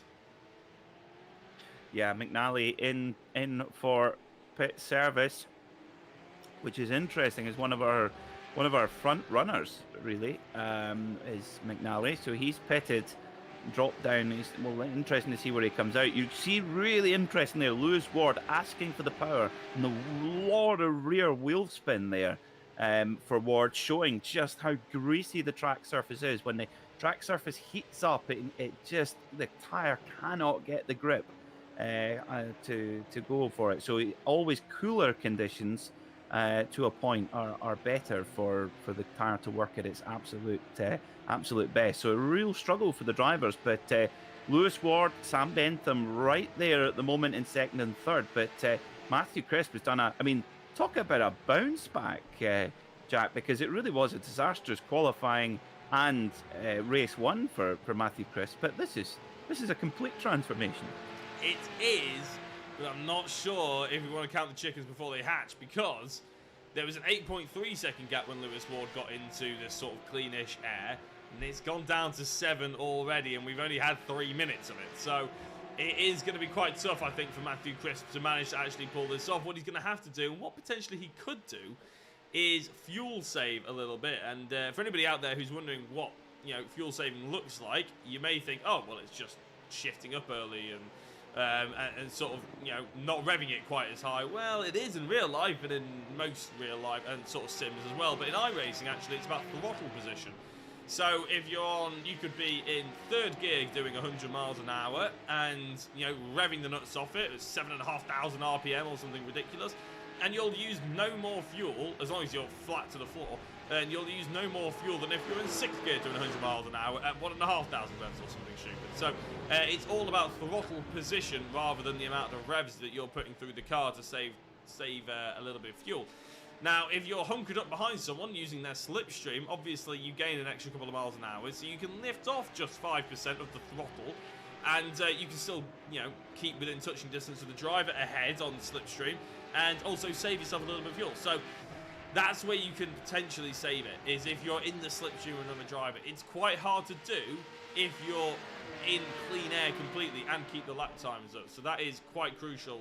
Keep an eye on Matthew Crisp for that, because it's already, I'd said we were talking about 7 seconds. It's already down to nearly 6 seconds to Lewis Ward. So Matthew Crisp is going to have to do something here, whether he's going to try and go for an undercut or whether he's going to go really long. We'll have to wait and see. It's going to be a tough one. It will be, yeah, for sure. Well, we've got a few pit stops there. Austin Greatorex into pit lane. Michael Blake and Ryan Parkins have all taken their pit stops now. So they've decided they're going for the full rich to the end, come in, take a splash and dash and go. But will we see any driver take on that fuel-saving effort and avoid the lengthy trip, it must be said, down the modern Silverstone pit lane? So as always, it's gonna shuffle out throughout the feature race. I mean, really intriguing format here in the Simracersworld European Porsche Cup. And well, yeah, there you go. You can see from our timing tower, those with a number beside their pit stop times. So Austin Greatorex, the first of the drivers who have taken their pit stop right now. About just under 46 seconds in the lane for Austin. But all the guys in front of it, and you've got to think that for Bentham, for Ward, for Chris, all of the leaders really, they're in a nice clean air at the moment. You've got to think they're going to run it as long as they possibly can. Yeah, I tell you what, I mentioned obviously slipstream being the key if you're trying to fuel save. Lewis Ward's clearly got some pace as Greatorex just goes past Niels de Cooper, which means Niels de Cooper hasn't pitted. Greatorex is the lead driver who has pitted, by the way, into 9th position. You have to say, if you're going to look for a driver who's potentially got fuel-saving strategy up his sleeve, I would say Lewis Ward, because he can hunker up behind Sam Bentham, who's going at a reasonably good pace. If you're looking at the best previous lap times, they're still going 0.4 of a second quicker than Matthew Crisp. But he can crucially use the slipstream to still putting in the same lap times as Bentham, but using less fuel doing it, because he can lift off slightly and use the slipstream to make up the difference. So there's every opportunity that Ward can just fuel save that maybe lap extra that he needs just to get to the end, and that means he'll win it easily. But then again, if he puts his foot down and he's the pace that he's clearly shown before, he could possibly catch up to Matthew Crisp as well. So it's I think Ward has got the most options here. Bentham and Crisp are sort of forced into going flat out. Yeah, absolutely. I think that you're definitely right. Lewis Ward is definitely the driver with the largest hand to play. That is for sure. But interesting to see how he plays it, because he's definitely got a few tenths of of a second per lap over Sam Bentham, but does he use that to try and force his way through, or does he go for the fuel save? This will be a good. Let's listen. I mean, it was difficult to tell there, wasn't it? Not much, anyway. Difficult to tell. He was still shifting up gear. He was still going quickly. What I do have is I have on my timing tower a live speedometer, but we're just going to wait until he goes down the Sir Lewis Hamilton straight and see if there is any kind of lifting off. If you hear the engine notes rise as he changes up. I don't think he's lifting down there, is he? So it's hard to tell at the moment. No, he's definitely not fuel saving, that's for sure. I think what we do hear there with Lewis Ward's brilliant onboard footage is it just shows you how little grip there is on the circuit. It's absolutely baking, and you can just tell that Lewis showing a beautiful car control there, but you see how much steering input he's got to put in, and also how gentle you've got to be on the throttle. So the car just wants to wheel spin all the time. A real challenge for the drivers to keep on top of that here. And Ward just pulling just a tenth or two per lap out of Bentham, but that's not necessarily enough of a speed advantage to sort of speed to tear past. So might be that as soon as Ward gets to a point where he feels like he's being held up, he'll dive to pit lane and take his stop. I really don't think he's driving in a way that would be able to make the, let's be honest, alternative strategy of missing the pit stop entirely work. Yeah, he might have driven the car quite hard early on, of course. He wasn't in clean air until about 15 minutes in, so that's worth keeping in mind as well for Lewis Ward. And you're absolutely right with the tyres. It's almost like if you wanted the real-life metaphor for Goldilocks, and the Three Bears, a racing tyre is exactly that. They'll go in, they'll be too cold and they won't work properly. Or it could be too hot and they won't work properly. But when they're just right, it absolutely sings like a daisy. So it's absolutely fascinating. And some tyres are more... So you see GT tyres, don't you, Pete? Your GT tyres are a little bit more forgiving. They're hard wearing. They sort of activate a little bit better and they have less of a peak at their sort of best performance. Whereas sprint race tyres, they tend to have a very sharp peak. They're quite demanding and they're quite a diva in terms of the actual performance of the tyre. Yeah, I always think it's fascinating to watch the IMSA WeatherTech Championship qualifying, because the tyre in that championship, as you absolutely rightly say, Jack, is an endurance racing tyre. It's designed to have decent performance over an hour, maybe even two, if you're lucky, possibly an hour and a half. But what that means is that it does take a little bit of waking up. It can't have everything. The drivers are usually out for 10 or 15 minutes, and the lap times come down absolutely every single lap, and sometimes by a matter of seconds. And it's amazing how the drivers have now worked out that you just have to just do quicker lap after quicker lap after quicker lap, and eventually work your way up to your optimum time. But it's fascinating to watch. Whereas in other forms, it's sort of one and done. Throw one tyre at it, one lap, and if you get it right, you get it right. It's absolutely fascinating indeed. Now, talking of drivers who may well be able to hit this magical fuel save strategy, Josh Cam is keeping very quiet there in the background in the number 7 car. He didn't have an ideal start to the race with a little bit of argy-bargy again, but he looks to be running to a program here, running very clean. I would expect him to have been pulling large amounts of time. Whoa, this will be a problem to avoid. Oh dear. Mark Woodhouse getting a little bit squirrely there, but let's keep an eye on Josh Cam. Maybe we get an on board. He might just hear what he's able to do. Yeah, there you go. Hear it?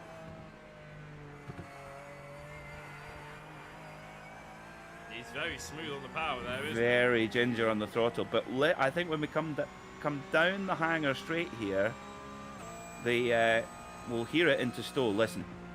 Oh, he's lifting big time. Oh, that's a massive... Yes, so there you go, ladies and gentlemen. That is what we call the fuel save. And I remember, actually, the Watkins Glen 6 hour this year, Harry Tinknell was leading the race and having to fuel save and having to fend off the driver behind him. Not easy, but you could hear the car going... It's the lift and coast, best way to save fuel. It absolutely I'm is, Scottish, yeah. I do it just on the way to the supermarket. I was going to say, it's easily the best way to do it in a racing car. A bit difficult to do it in a road car, but it's basically like putting the clutch down, isn't it, and coasting. That's exactly what these drivers are doing. They're still in gear, but for these guys, it's about as fuel efficient as you can get, because Josh Camp is just off the pedals pretty much 90% of the corner at the moment, which is quite incredible. Very gingerly on the throttle. Turn it nice and sharp. And Dave, tell you what, he's coming out of that corner with the throttle. He's not even turning the wheel anymore. He's just got the wheel completely straight as Sam Bentham has been overtaken by Lewis Ward. We missed it as we were admiring the fantastic driving of Josh Camp. But I tell you what, this battle has actually been raging. I'll have a very quick look at how this is all panned out, because Lewis Ward overtook him, but I think they've had a little ding-dong back and forth. There we go, Lewis Ward going up the inside. Bentham will keep the defensive line through the left-hander in the stadium section. Is the cutback on here for Lewis Ward? It's going to be mighty close. I think the move's going to be done as they go through the left-hander and down the straight. Now look at that, Bentham already forcing him all the way into the inside, but too little too late, I believe, because Ward had that position done and dusted. Oh, a little bit of a nudge. Just move out my way there, please, Mr. Bentham. I'm going through. Yeah, moving across on the brakes is not advisable. Lucky to get through there, actually, both drivers. But Lewis Ward is through now, and now we'll see exactly what pace is underneath that number 97 car. For Sam Bentham, not necessarily a bad thing either, because he can hook into the back of Lewis Ward here, use the draft, use the slipstream, and just follow Lewis Ward's lines. And actually, this could bring Bentham up to crisp better than if he were still in front. Every opportunity, because Bentham, it's not like he qualified on pole position, is he? But Lewis Ward did qualify on pole position, albeit it was fairly close in qualifying. There was only about 2/10 in it between the two drivers that you're currently looking at here. Actually, it was only 2/10 between Lewis Ward and Matthew Crisp in 8th place, actually, wasn't there? So it was quite astounding qualifying. We didn't really give it enough credit or build-up, to be honest. Those of you in the chat actually saw how close it was, so big up you guys in the chat. But yeah, this is going to be very interesting. The gap now has to be said. I mentioned it was 8 seconds at about the 13-minute mark. Well, we're now in the 30th minute, pretty much. Well, we're 20 minutes later anyway. Let's have a look at what the gap is now, because I think you guys will be very interested in it. 4.6 seconds. These guys are closing on Crisp. Is it going to be quick enough? They only have 12 minutes left. Crisp needs to put in some good lap times, and he needs to do it consistently. Has to be said, he's doing a fairly good job in consistent lap times compared to his competitors in that previous one. So who knows, he might be able to hold on to this. Well, I think he might be able to, because there's only maybe 6 laps left, 4.5 seconds the gap, so it would take a longer pit stop for Crisp over Ward to bring it back together, or indeed a mistake. But yeah, Lewis Ward is going to need a huge amount more pace over Matthew Crisp to be able to challenge for this win. But fascinating, the two main championship protagonists along, and Ryan Parkins, of course, back in 10th position, has taken his pit stop, mind you, so he will have a couple to skip forward. But, you know, Parkins really unlucky. Another race where he's been unceremoniously punted off the circuit. Yeah, I'm just going to quickly, because we're about 10 minutes from the end, and it'll be foolish not to bring up the championship, because Bart Dalemans does a fantastic job at reviewing the championship in between the races. So there's an updated sheet that I can look at. So it's worth noting that Lewis Ward, now with 180 points, leads the way in the championship. Gavin Hall, of course, not here tonight. He's not going to be here next week either. So he slips down the order. He's not going to gain any. So Lewis Ward, 180. Ryan Parkins, 156 points. Parkins isn't exactly going to gain any on Ward, though, so Ward's only extending his gap here. Matthew Crisp, 145 points, now 35 points behind Lewis Ward. He is ahead on the circuit, but he's not going to gain 35 points for this race. It's going to be Lewis Ward's to lose if he stays where he is or gains one better when we go into Catalonia. Ooh, so it's game on then. Game on in the Simracersworld European Porsche Cup. 10 minutes to go here at Silverstone for round 10 of the championship. And well, who's going to come out on top? Another solid day at the office for Austin Greatrex. However, I think he may well have had a mistake there, because 2:14, that is not Austin's pace. In fact, that's a long way off. So there's something going on there. Coming down towards Stowe, and oh, just loops it on the brakes. That's a collector's item. You don't see that very often. Oh dear. Oh, that's dear. And he's Matthew held it. Oh Sufi. my goodness. Matteo Sufi, and then it's the number 25. Is that Ryan Parkins? Parkins, yeah. So Ryan Parkins avoiding it, but it's another close call for him, isn't it? Not ideal. It's not been Ryan's day. That is for certain. Oh dear, oh dear. Poor old Matteo Sufi, nothing he could do. He was just committed to the corner and found Porsche Sport 911 in the way. Oh, that's a scary angle. Just going to try and find it from Sufi's perspective here. Well, that's the last thing you want to see. Oh, I'll tell you what, no wonder he spins his sympathy there. That is terrifying. Interesting to get Greater X is on board again. Did he have the clutch in there and then lifting out the clutch? And I just think Lewis Ward, our second place driver in pit lane, I think it sounds ridiculous. I think, yeah, Austin Greater X is obviously, he's done a pit stop though, but he was obviously fuel saving because he's maybe scared he's not hitting the number. Lewis Ward moves into his stop. Not ideal there. So yeah, I think he maybe just let the clutch out and he was in too low a gear, locked the rears and round he went. Right, okay. Now, I don't think that was a perfect stop for Lewis Ward either, because it looked like he'd maybe just driven through his pit stop or not stopped at the right point. So interesting to see what Lewis Ward's pit stop time is, but that could be critical now in the battle with Matthew Crisp. Yeah, well, Ward, his pit lane timer was 46.4. That is roughly average, but not the quickest we've seen. Greater X's was actually the quickest we've seen. It was a good half a second quicker than that. So maybe not losing out too much time, but all of a sudden, is that going to trigger Crisp and Bentham? We'll have to wait and see. Realistically, remember, there is a 2-minute lap time round here. You have to be really sure that you're not going to run out of fuel if you're going to go for that extra lap. Carl Sharkey in 3rd place and Josh Cam in 4th. Again, remember, we were looking at Josh Cam and we suspect that he was fuel saving. Well, there was no suspect about it, is it, Pete? It was the most obvious bit of fuel saving we've seen this season for Josh Cam. Carl Sharkey. Ever. Yeah, I was going to say ever, yeah. Joel Eulenbrook as well. Those top 5 drivers are the only drivers to have not pitted so far. Lewis Ward comes out as the lead driver who has pitted. No surprise there particularly. Adam Delmont and then Elston Greatorex, who is still in a pretty good position, to be honest. He is 15 seconds back from Lewis Ward, though. So I feel like he's not going to stay in provisional 3rd place. Well, I wonder if Carl Sharkey is maybe working on the same program as well in the 911 machine, because Josh Cam's sort of running a similar pace. And you would think with the amount of fuel saving he's having to do, Sharkey would maybe pull away. And just as I say that, cheers, Carl, thank you. He's not fuel saving. I was going to say, or is Carl Sharkey offering the teammate role and allowing Josh Cam to slipstream him? That's what I was considering. But Matthew Crisp, our previous leader, into pit lane now as well. Sharkey into pit lane. Eulenbrook into pit lane. And here comes Josh Cam. So Josh Cam, if he can make this work with 6 minutes to go, he's going to win this by a lot. If he can, he could win this by a good old chunk. And he had a disastrous start to the event. Matthew Crisp is out of pit lane now, and Crisp is bound to be pulling a lot of time out of him as well. Goodness me, this is like Nigel Mansell and Nelson Piquet in 1987. And well, Matthew Crisp would play the role of Nigel Mansell here. Wow, Hope he's got his stick-on moustache. Yeah, I was going to say that'd be an interesting helmet design that we could see through the window.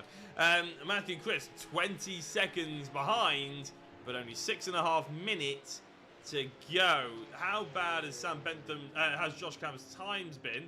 And not that bad, it has to be said. If anybody wants to have a look at the previous lap times that these drivers were pulling in, 2:05 for Matthew Crisp. Josh Cam only 2 minutes 6.5. That's not enough of a gap for Crisp to catch up. It's whether or not Cam has fuel saved enough to be able to, initiate this strategy properly, because this could be a very interesting end to the race. Sam Bentham as well. He's currently in the lead of the race. Now, we don't think he's fuel saved at all, so we expect him in this lap.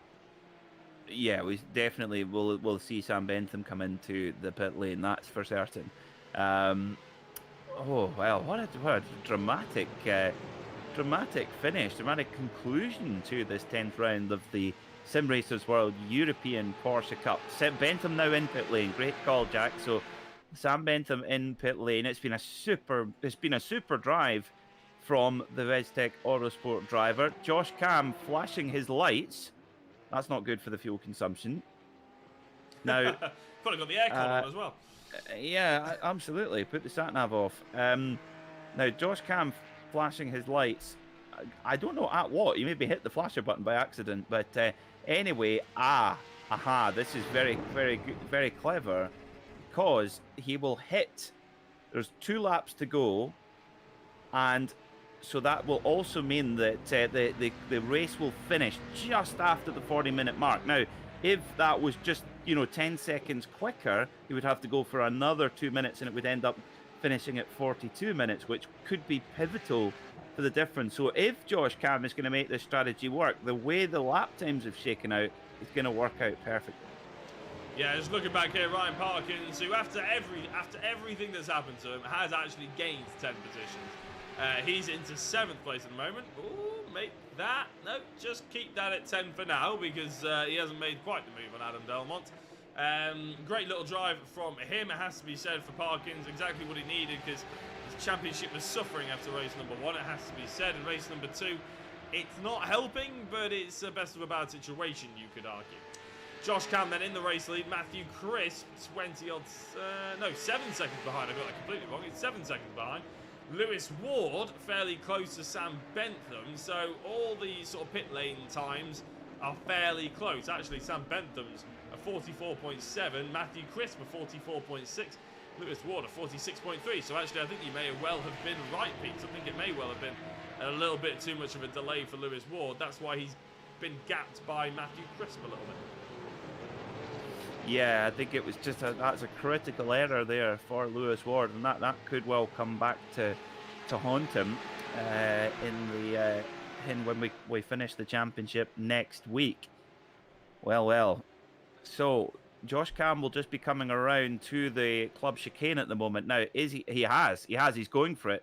So this is going to so this is going to be the last lap here at Silverstone for Josh Cam. He is not pitted. He's been down the order most of the day, but he's stuck to a program.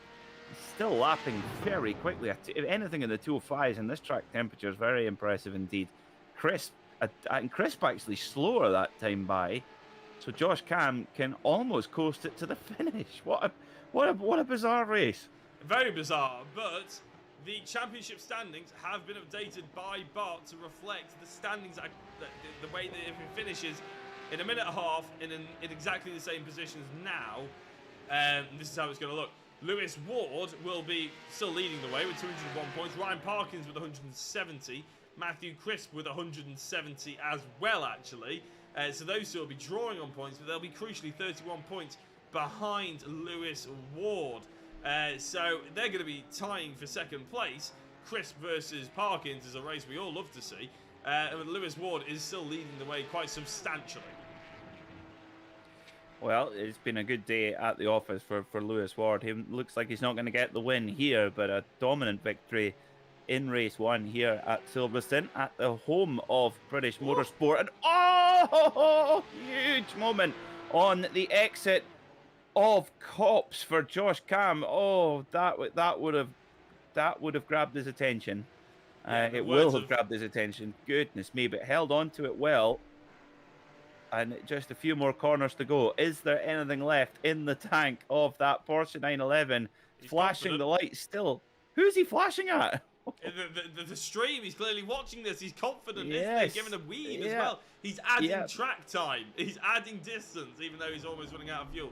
He's confident he's going to get to the end. There's only a couple more corners to prove such a thing. Maybe he's just putting on a show with those drifts. Yeah, maybe it is. Well, if you're happy and you know it, flash your lights. And Josh Cam will certainly be delighted. A strategical masterpiece from the Porsche Sport crew. Josh Cam wins in race 2 for the 2nd week running here in the Simracersworld European Porsche Cup. Takes the checkered flag. Matthew Crisp scratching his head going, how did he manage that? And Ryan Parkins now edges past Adam Delmont, now up to 6th position. Greatorex 5th. And what on earth is going on there? Delmont going into pit lane on the last lap, nearly takes Chris Wood with him. Bizarre. Absolutely bizarre. And yeah, Delmont maybe going for a drive-through penalty. I'm not sure. And look at that. Ryan Parkins being let through by his teammate Austin Greatorex to get those extra championship points. Sometimes Good spirit. They can be valuable, can't they? Those good teammates, and Ryan Parkins has certainly got a good group of guys around him who are willing to offer up the championship points. So yeah, that's going to be very interesting. A couple of cars left across the line. Lee Deemer not had the particularly most brilliant of races this time round. He didn't have a fantastic. I think he DNF'd race number 1 as well. So race 2 hasn't gone particularly better, but a little bit better because he hasn't DNF'd at least. PJ Clayson's though, a driver that certainly has had contrasting races. 3rd in race 1 and 3rd last in race 2. Yeah, not been such a good second go at it for PJ Clayson's car. Looks good though. Oh, car yeah. looks fantastic. Well, at least there's that, yeah. isn't there? You get a good photo at the end of it. Oh, and yes, it's almost got a very high class BAR racing feel to it with the kind of half silver, half red. It's yeah, very cool. Very, very cool indeed. So let's have a look at the results then for round 10 of the Simracersworld European Porsche Cup Series. Josh Cam wins by 7.4 seconds with the only driver in the field to not take a pit stop. So fuel saving all the way through, and wins for Matthew Crisp and Lewis Ward rounding out the podium. Sam Bentham, another great drive for the Westech Autosport driver, with Ryan Parkins in 5th, Austin Greatorex 6th, Carl Sharkey 7th, Chris Wood 8th, Michael Blake 9th, and Joel Eulenbrooks round out the top 10. Matteo Sufi was 11th, followed by Mark Woodhouse, Lee Deemer, Adam Delman, Jason Rowe, PJ Claysons, Niels de Kuiper, and Jeroen Kaiser round out the first 18, with Adam McNally and Jaco van der Plat rounding out our 20-car field. Well, Jack, that was close, whether it was going to be possible or not, but Josh Cam made it work. It's a power move, that's for sure, isn't it? And at certain tracks, if you can stretch it for as long as Josh Cam did, and a few drivers did it into Lagos, then you're pretty much guaranteed a good result, aren't you? Because, of course, Josh Cam saved himself 45 seconds. Quite incredible. Anyway, Pete, I think you've got a few drivers to have a word with. I do indeed, yes. So let's have a chat with Sam Bentham. Sam, welcome to the Simracersworld commentary box. A very good day at the office for all concerned there. I guess that's one way of looking at it. I feel a bit like my heart's been ripped from my chest, to be honest. Race 2, I gave that absolutely everything, and not even get on the podium at the end is pretty gutting, to be honest. But you got to hand it to Josh. I didn't think this was possible here. I did the same thing in Interlagos. I didn't box, so did Matt. I tried it in practice this week. I couldn't make it work. So yeah, credit to Josh for doing that. I was watching him when it came up on white flag, like please box. But yeah, it wasn't to be. And yeah, Lewis as well for a great drive to come and get me with a few laps to go. So it was certainly very impressive to watch, Sam, that's for sure. The thing you must realise is Josh is from Yorkshire, so he's used to saving fuel. He'll just do that on the way to the supermarket. Well, yeah, so something along those lines. Lived in Leeds for a year, that sounds about right. So well, I'm Scottish, I know exactly what it's all about. They say. Now, new team, Westech Autosport. How have things been going, Sam, with we heard from Jack between the races, but good start to the career for Westech Autosport.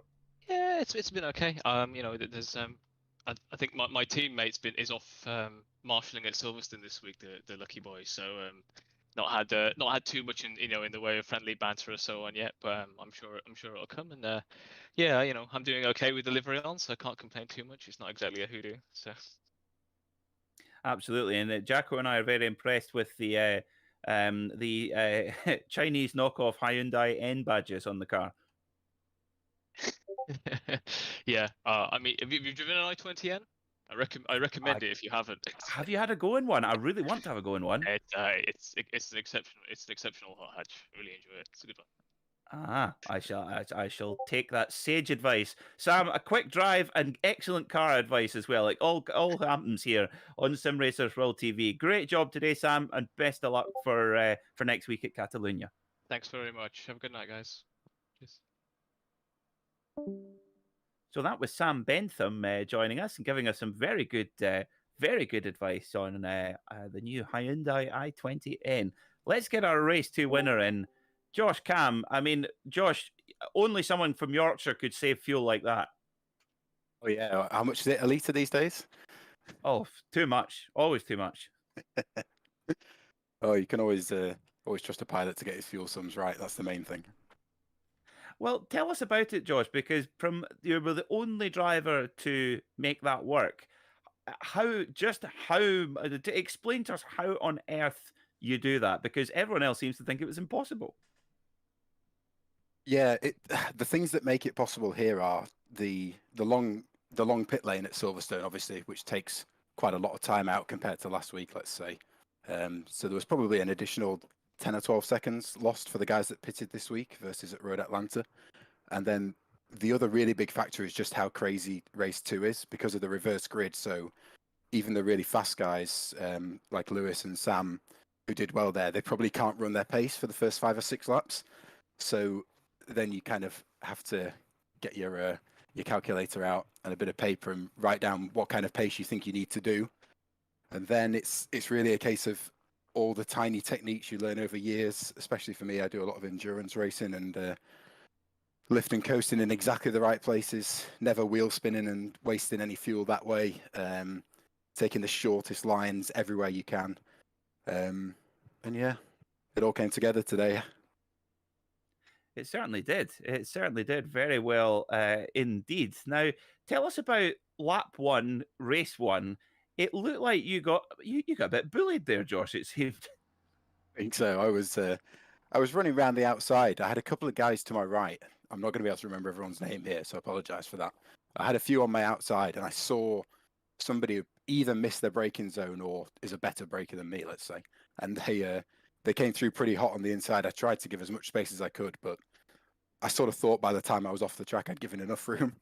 And I think I just got a little bit of front right damage because I think I rejoined then and touched somebody, which is on me. So I think it's just the chaos of turn 1 in a race, isn't it? When everyone's been practicing all day, it's kind of unavoidable. But hey, no bumps and bruises in sim racing at least.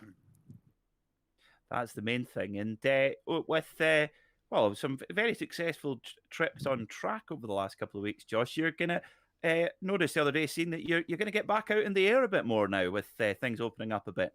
Oh, fingers crossed. I think everybody is ready for a holiday abroad, even if you have to take your mask with you. So let's hope so. Get booking, people. Let's go for it. I live on a flight path. I'd say don't book. Keep those planes on the floor. Yeah, Josh, we could arrange. You could take another route, but so you don't go over the top of Jack's house. Jet 2 are constantly over my house. No, I'm kidding. I'm not angry. I bought a house on a flight path. I'm not going to get angry at the fact that there's a flight path there. It was here before I was. Oh well, fair play there. Well, I'm looking forward to booking my holiday with Jet 2, Josh. So you can fly us there in full comfort, and we might even get a little bit of a rebate for saved fuel as well. Yeah, we should do. Thanks a lot, you guys. Yeah. Thanks for all the great commentary, guys, and let's come back for next week. Absolutely. Looking forward to it, Josh. Thanks so much for coming to chat, and great job today. Thank you, guys. Cheers. So we have one more driver to come to chat to us now. Ryan Parkins, the King Hippo, joins us in the commentary box. Now, Ryan, the King Hippo, the hippo is the most dangerous land mammal in the world, but that didn't stop a few drivers getting in a bit of argy-bargy with you today.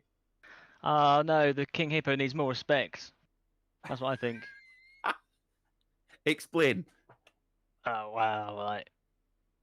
I think just respect all round. But it's good. That was a good race. I really enjoyed that one. First one was quite good. Second one, not people very aware of the King Hippo. He's quite a big guy, in his own words, and other people's words, I'd say. I thought it was quite good. How was it for you? It was very enjoyable. It was actually wondering if how on earth Josh was going to make the fuel tank 3 times bigger than it actually is. But from your perspective, Ryan, I know you thought about going for a no pit stop strategy, but I'm amazed that it's possible. Well, I'm sure we've already discussed this. I haven't heard the interview with Josh, but he's a pilot and that he has to work out the numbers properly where he's going on just instruments alone. He's pretty good at that. Well, he certainly worked it out, that's for sure. The championship's not done, Ryan. There's just a wee bit of a gap between yourself and Lewis Ward. It hasn't gone to plan today, but Catalonia, how are we thinking going into the final round of the championship? I really like it there. Fuel saving all the way, that one, 100%. I've already got the strategy. Fuel, I know exactly where to lift and coast, and exactly where to block. I know what I'm doing on that one. Looking really good. But I think Ward's quite far ahead now, like 31 points away. He's going to need to have a big drop round. He's still due a drop round, I think. So, I don't know. I think he's got it sealed up, to be honest. Never say never. Never say never. Don't doubt the hippo. Not this time. I'm sure it'll be a really good race, actually. That one, a long straight going into one. It's going to be really good fun. I think it's the historic layout, isn't it? So it's a much quicker final exit rather than doing the chicane, I think. But yes, that's correct. Yes, I'm looking forward to that. That's much better choice of track layout. Hopefully, the first lap, so any confusion can be sorted out. Go flying through, try and have a good battle with Lewis. I haven't actually had a battle with him really, except for I did Interlagos. That's a lie. That's pretty good. We'll work it out. It'll be fine. It'll be fun. Hopefully, we can get some more points. But if not, I'm aiming to go and get the team championship with Austin. We'll go for that one instead. Is there a trophy for that? Good question. I don't know. Now, what that is, that reminds me, of course, we must say that good old Austin, he's nothing if not a team player, Ryan. He did you a wee favour there on the last lap, I noticed. What a guy. He does give it the big one of all me, all me, all me. But when it does come down to it, he's a very nice man. Even though he's from Birmingham, but he's a very nice man. I like him. Apart from, you need to ask him about what he was doing going into Stowe, dropping the clutch and spinning. Oh, that's what he does in his Watch real that race one. car. Yeah. I wouldn't want to be playing the repair ball. Anyway, Ryan, good luck next week at Catalunya. I'm sure it's going to be a good race nonetheless. And great job today in tricky circumstances here at Silverstone. Thanks, Peter. Thanks, guys. See you soon. So that is all we've got time for tonight here on Sim Racers World for the Porsche European Porsche Cup. We'll be back same time next week, Thursday, the 22nd of July, 7:45 p.m. British time, and we will have the conclusion to the Sim Racers World European Porsche Cup. Myself, Peter MacKay, and Jack Oliphant will be taking you through all the action, and we'll see you there.